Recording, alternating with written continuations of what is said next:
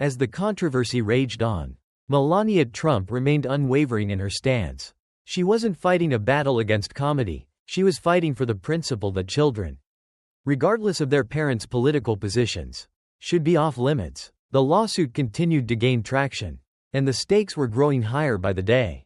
Behind the scenes, the late-night host and his legal team were scrambling. The network executives, initially dismissive of the lawsuit, started feeling the pressure. Advertisers were beginning to reconsider their sponsorships, and public sentiment was shifting. What started as a joke had turned into a national debate about the ethics of targeting minors in political discourse. Meanwhile, Barron Trump remained largely out of the public eye. Friends of the family described him as reserved, someone who had never asked for the attention that now surrounded him. Unlike his older siblings, who had embraced the spotlight, Barron had always been shielded from the political chaos. And that, Melania insisted, was precisely why this attack was unacceptable.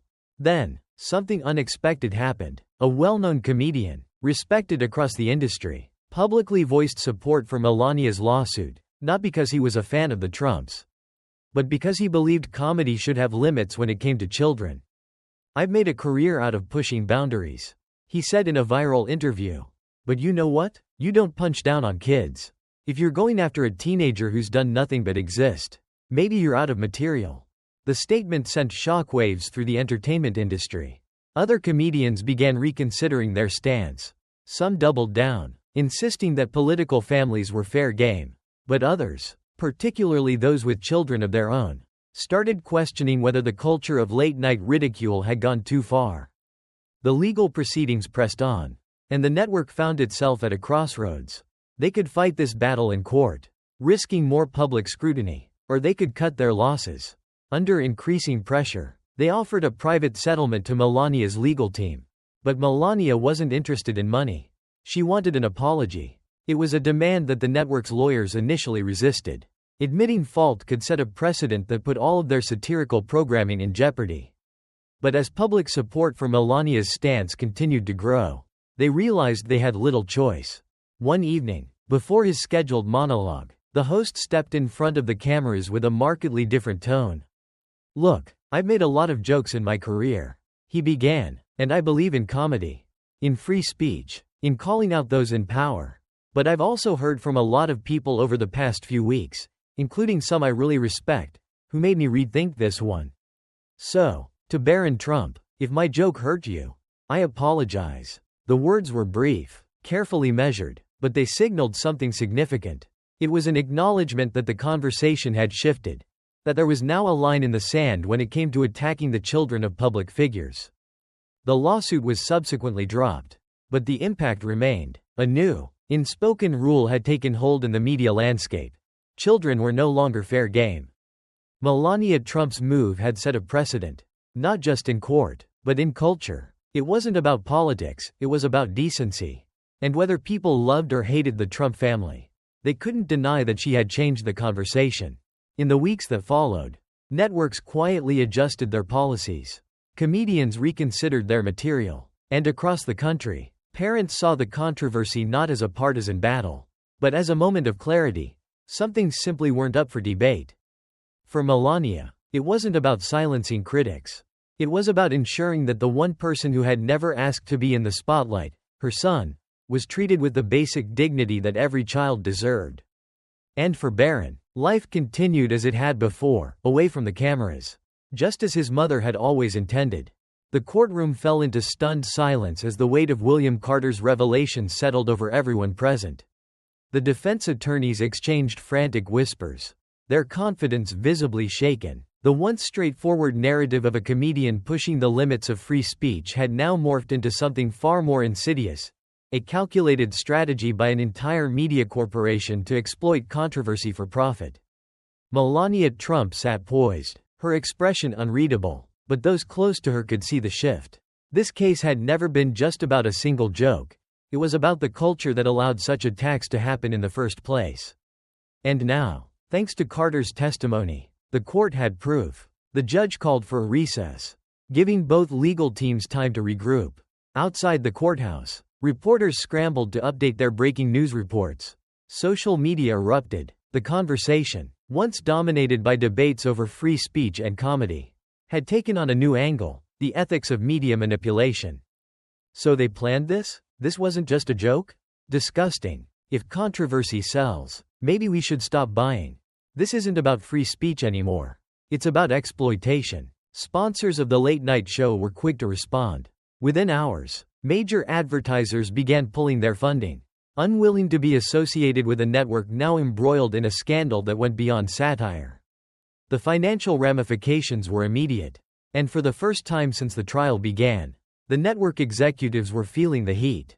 Inside the boardrooms of the media giant, panic ensued. Calls were made. Damage control strategies were drafted. The network had thought they were merely defending a host. Now, they were defending their entire business model. The turning point. As court resumed, Melania Trump's legal team delivered their final blow. They argued that the lawsuit was never about silencing anyone but about accountability. If the media wanted the right to critique and satirize, they also had to take responsibility when they crossed the line, especially when that line involved attacking a child. The defense attempted to recover, but Carter's testimony had changed everything. The jury no longer saw this as a case of a comedian making an unfortunate joke. They saw it for what it was: a machine designed to manufacture outrage, regardless of the human cost. When the verdict finally came down, the courtroom was silent. The court finds the defendant guilty of defamation with reckless disregard for the truth. A collective gasp rippled through the gallery. The judge ordered the network to pay significant damages and issue a public apology. More importantly, they were required to implement stricter ethical guidelines for future programming, legal precedent that sent shockwaves through the media industry. Melania Trump, ever composed, stepped to the courthouse steps where a sea of cameras awaited. She took a deep breath and spoke with quiet but firm resolve. This was never about suppressing free speech. It was about reminding people that words have consequences. My son is not a public figure. No child should be used as a tool for ratings, for profit, or for ridicule. Today, we sent a message. Decency still matters. Her words resonated far beyond the trial. The fallout was swift. The late-night host show was suspended indefinitely. Executives who had approved the joke were quietly removed. Other networks rushed to reevaluate their own policies, nervous that they could be next. And in the end, the conversation shifted, not just about Barron Trump, but about how society draws the line between entertainment and exploitation. For Melania, the victory wasn't just legal. It was a cultural reckoning. The courtroom fell silent as the verdict was read. The judge's voice was steady, delivering a decision that would send shockwaves through the entertainment industry and beyond. The late-night host was found liable for defamation, and the network was ordered to pay substantial damages. The ruling was clear: free speech is protected, but it does not grant the right to publicly ridicule a child for entertainment. As the reality of the decision sank in, reactions poured in from every corner of the country. Some celebrated the ruling as a victory for decency and accountability, while others worried that it set a dangerous precedent for satire and comedy. But one thing was undeniable: this case had forever changed the conversation about media ethics and personal responsibility. The fallout: a media reckoning. For Melania Trump, the verdict was a hard-fought victory.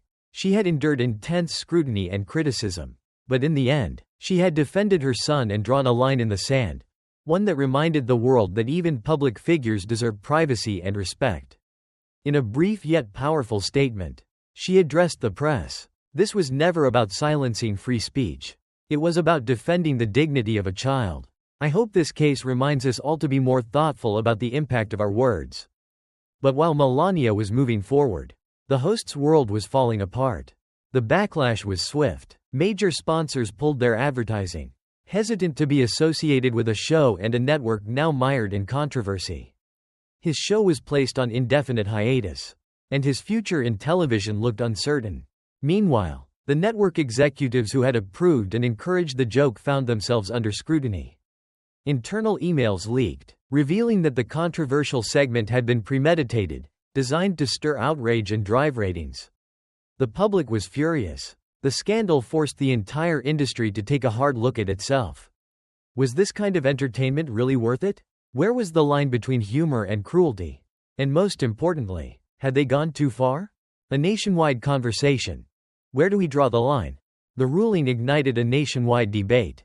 Across newsrooms, college campuses, and social media, people grappled with the implications of the trial. Comedians worried that the decision would limit their ability to challenge authority and push boundaries. Parents saw it as a turning point in how the media treated children of public figures.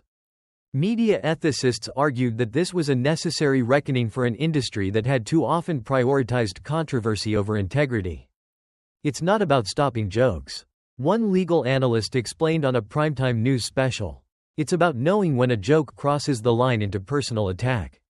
And when that attack targets a child, we need to ask ourselves, why are we okay with that? For many, the trial forced an uncomfortable but necessary question. When did cruelty become entertainment? The lasting impact. Change begins. The ripple effect of the lawsuit went far beyond the host or the network. The entire industry took notice. Networks quietly adjusted their policies, implementing stricter oversight on content targeting private individuals, especially minors. Comedians began self-reflecting on how they approached satire, many realizing that humor could still be sharp without being cruel. Audiences started demanding more accountability, choosing to support media that valued wit over cheap shots. The verdict didn't just affect the media. It sparked change in how society viewed the responsibility that comes with having a public platform. A lesson for today: the power and responsibility of words. In a world where media, social platforms, and everyday conversations shape perceptions, we must remember that words have power. They can inspire, uplift, and create change, but they can also wound, divide, and destroy reputations. Freedom of speech is a right, but using it responsibly is a choice. Before speaking, ask yourself, is this kind? Is this fair? Is this necessary? Standing up for respect doesn't mean silencing others. It means ensuring that our words contribute to meaningful dialogue, not senseless cruelty. Use your voice wisely, because words once spoken can never be taken back.